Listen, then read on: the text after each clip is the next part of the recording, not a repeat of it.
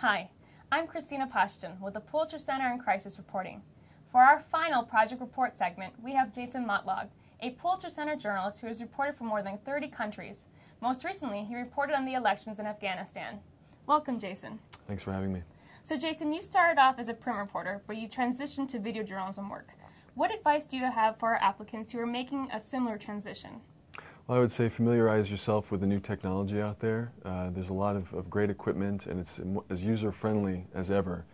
I mean, truly, if I could make this transition, just about anybody could, and to embrace it. I think video journalism can be a portal that enables you to do a lot of other kinds of journalism, but using that as sort of the mechanism for news gathering and then expanding.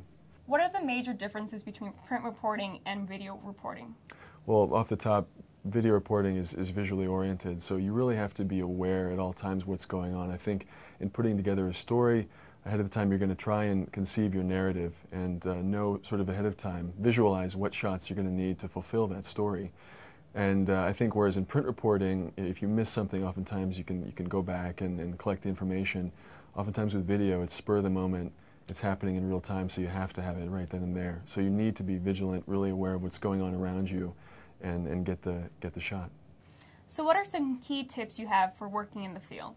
Well, I think that starts before you even go out into the field. You want to reach out to fellow journalists who have been there.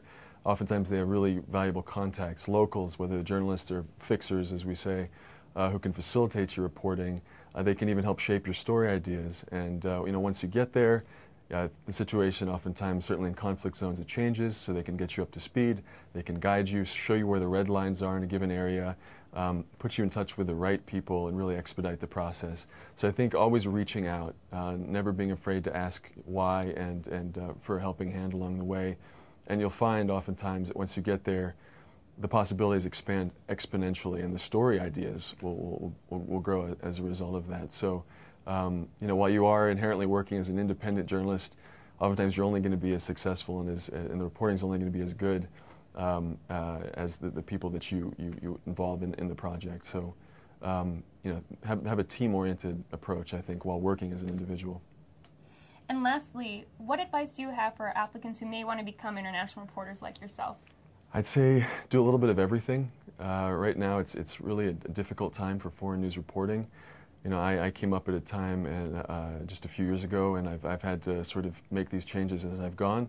Some out of necessity, some because I found new technologies, video journalism is interesting and engaging. But be flexible. Get yourself a really broad skill set so that when you're dealing with prospective clients, you won't say no if they ask you to do something. You can shoot video, you can do stills, you can do audio, radio stand-up, write a story, turn it around quickly. I always liken it to just being a Swiss Army knife, being out there and the jack of all trades.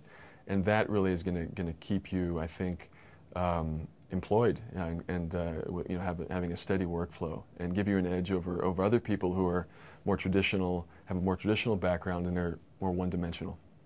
Great. Well, thank you for joining us, Jason. And stay tuned to YouTube Project Report.